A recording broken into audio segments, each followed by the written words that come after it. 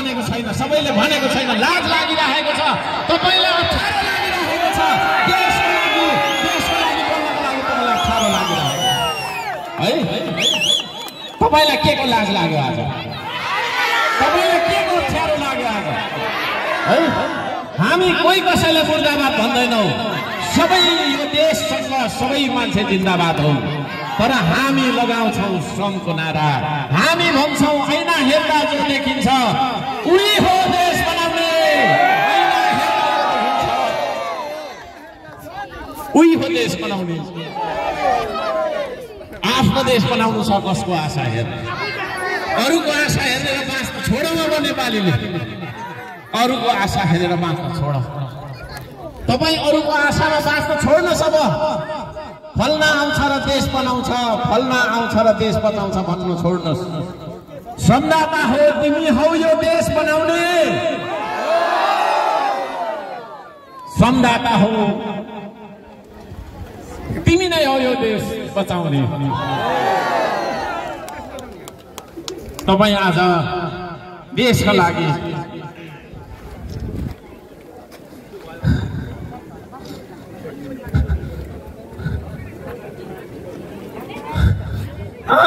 हामी लडिरहेका छौँ। आज हिजो पनि एकजना युवा शहीद भएर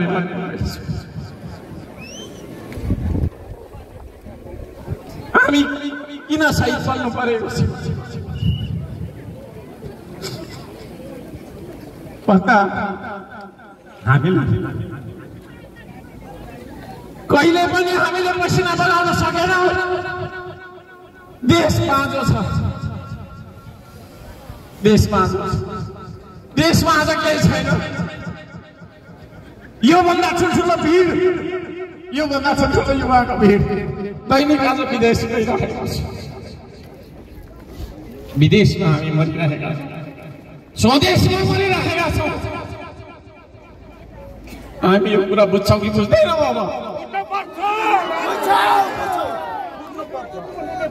अब यो देशमा कोही कसैको रगत नबगोस्। म चाहन्छु यो देशमा पसिना बगाउनुपर्छ, पसिना क्रान्ति गर्नुपर्छ। हामीले एउटा दाजुभाइले अर्को दाजुभाइको, एउटा नेपालीले अर्को नेपालीको रगत बगाएर देश बन्दैन। म सबैलाई अनुरोध गर्न चाहन्छु, झगडा गर्नु रोक्नुहोस्। अब झगडा गर्नु रोक्नुहोस्, काटमार गरेर रोक्नुहोस्। श्रमदानमा जोडिन आउनुहोस्। को नेता बन्ने, को ठुलो बन्ने भन्ने कुरा छोडिदिनुहोस्। अर्को सांसद नेता बन्न खोज्यो भन्नु होला, होइन म नेता सेता। तपाईँभन्दा फाटेको लुगा लगाएर आएको छु, तपाईँभन्दा 10 किलो धेरै काम गरिरहेको छु। म कोही कसैको नेता बन्न चाहन्छु, तर यो देशमा शान्ति होस्, यो देशमा रगत नबगोस् भन्ने मेरो कामना हो। तपाईँले साथ दिनुहुन्छ? माफ गर्नुहोला, अन्त्यमा म भावुक बने। देशलाई माया गर्ने मान्छे हो म। सोचिरहन्छु देशकै लागि, बोलिरहन्छु देशकै लागि। 1 पाइला कदम, 10 पाइला कदम, 100 पाइला कदम जति छ त्यो देशकै लागि हिँड्नु। तपाईहरु अब मैले भनेको बाटोमा हिँड्नुपर्छ, मैले देखाएको मार्गमा हिँड्नुपर्छ। को नेता बन्ने, को ठुलो बन्ने भन्ने कुरा छैन। मैले भने मलाई कसैले नमस्ते पनि नगर्नु, म ठुलो मान्छे होइन, म ठुलो मान्छे होइन, मैले नमस्ते भन्नु। तर यो देश बदलेको हेर्न चाहने मान्छे हो म। मेरो मार्गमा मैले देखाएको बाटोमा तपाईहरुलाई हिँड्नका लागि म विनम्रताका साथ अनुरोध गर्न चाहन्छु। सम्पूर्ण यहाँ आउनु भएको सम्पूर्णलाई हृदयदेखि धन्यवाद दिन चाहन्छु। नमस्कार, सुजय होस्, धन्यवाद।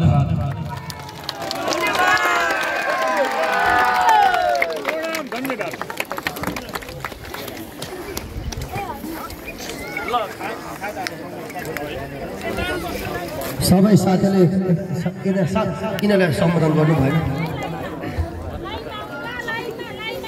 केही बोल्नु छैन साथी हो मलाई धन्यवाद छ नै बोल्छ माफ गर्नु होला यस्तै हुन्छ कहिलेकाहीँ हैन हाँसे यो देशसँगै हाँसौँला रोए यो देशसँगै रौँला हैन त्यो भन्ने हो मेरो हैन एकचोटि गीत गाउँ त हो हाँसे यो देशसँगै भन्नु त खोइ त सबैले गाउँदैन नै रहेछ अनि गाउनुहुन्छ नै गाउँ ल नगरकोट समाजलाई धन्यवाद दिन चाहन्छु खैरेनी टोल विकास संस्थालाई धन्यवाद छ भनेपछि त्यस्तै तपाईँको छैन संस्थाको नाम मैले देखिनँ खस समाजले माथि रहेछ प्रतिष्ठान नेपाललाई धन्यवाद छ साउने टोल विकास संस्थालाई धन्यवाद दिन चाहन्छु राष्ट्रिय नेपाली लोक सङ्गीत लोक संस्कृति नौमती बाजालाई धन्यवाद धरान तपाईँको छैन 11बाट मात्र किरात राई आएको धरान 14लाई धन्यवाद छ धरान निर्माणका लागि हाम्रो अभियान सहित विद्या टोल विकास संस्थालाई धन्यवाद दिन चाहन्छु धरान 17 सुनसरी बनाउनु भनेर आउनु भएको छ धन्यवाद छ खैरेनी टोल विकास संस्थालाई धन्यवाद दिन चाहन्छु त्यसै गरी सामुदायिक टोल विकास संस्था धरान 5लाई धन्यवाद छ श्री सुनौलो त्रिवेणी टोल विकास संस्थालाई धन्यवाद दिन चाहन्छु खोटाङ सेवा समाज धरान 5लाई धन्यवाद छ स्वतन्त्र नागरिक समाज धरान 13लाई पनि धन्यवाद छ ल हाँसे यो देशसँगै हाँसौँला भनौँ त खोइ सबैले भन्नु फेरि लजाइहाल्नुहुन्छ क्या हाँसे यो देशसँगै हाँसौँला भनौँ त सबैले हाँसे यो देशसँगै हाँसौँला रोए यो देशसँगै रौँला